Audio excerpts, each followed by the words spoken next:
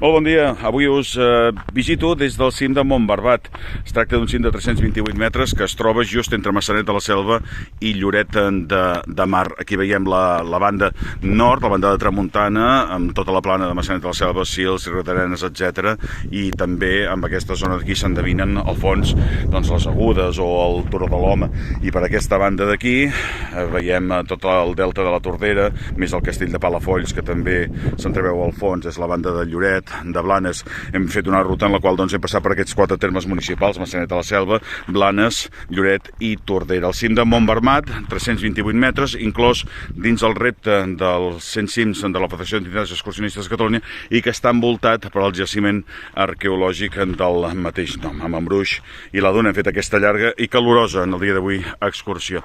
Cim de Montbarbat, que ja l'havíem fet fa 3 anys amb l'Antonio Sierra i que avui hem tornat a portar-vos.